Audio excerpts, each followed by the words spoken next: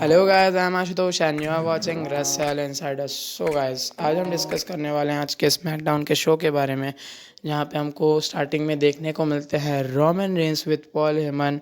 उन्होंने एड्रेस किया W universe को, जहां पे पॉल हेमन ने ये कहा कि वो बंदे नहीं है जिन्होंने रोमन रेंस का दिमाग करप्ट किया है, बल्कि रोमन रेंस ने पॉल हेमन का दिमाग करप्ट किया है, ऐसा पॉल हेमन कह रहे थे। और जहाँ पे उसके बाद पॉल हेमन ने ये भी कहा कि रोमन रेंस वो व्यक्ति हैं जिन्होंने उनको निकाला है बहुत ही गहरी खाई से, बोल सकते हैं, क्योंकि वो फंस चुके थे पूरी तरीके से कि आगे क्या करना चाहिए, ये पॉल हेमन ने कहा।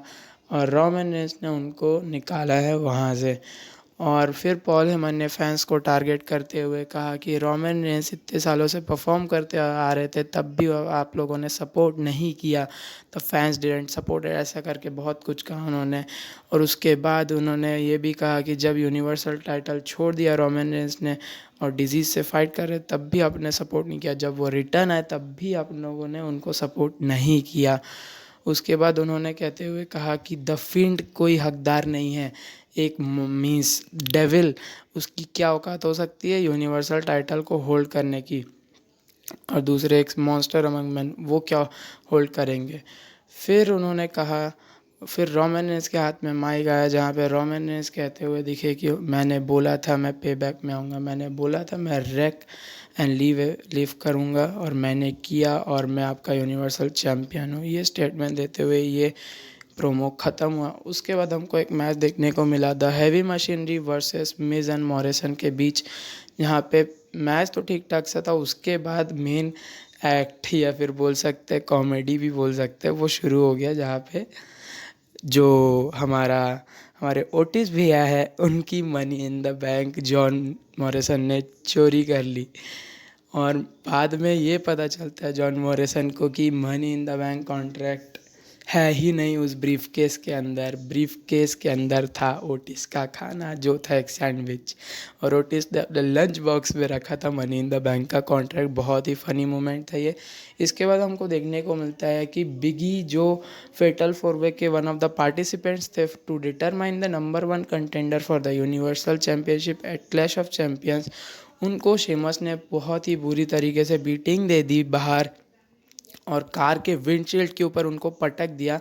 उसके बाद बिगी को हॉस्पिटल ले जाया गया, मेडिकल फैसिलिटी में ले जाया गया। उसके बाद हमको एक बहुत ही छोटा सा टीज़र देखने को मिलता है किसी एक सुपरस्टार के बारे में। ये शायद एक फीमेल सुपरस्टार हो सकती है टीज़र के हिसाब से।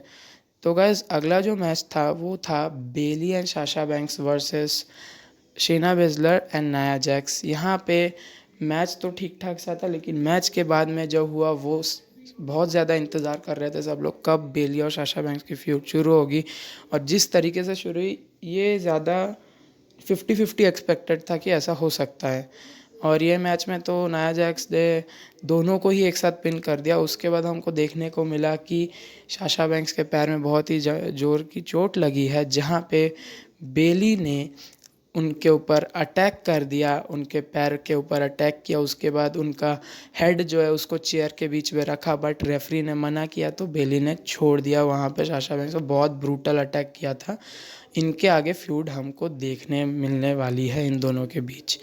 अगला हमको देखने को मिलते हैं सैमी ज़ेन अपनी फेक इंटरकॉन्टिनेंटल टाइटल को लाते हुए। उन्होंने कमेंटेटर को डायरेक्टली बोल दिया कि तुम मेरा नाम एज ए इंटरकॉन्टिनेंटल चैम्पियन क्यों अनाउंस नहीं किया। उसके बाद आते हैं हमारे true intercontinental champion Jeff Hardy. उन्होंने सैमी ज़ेन को कहा कि अगर तुमको डायरेक्टली टाइटल शॉट चाहिए तब मेरे को आके बोलते, फाइट मिल जाती तुमको।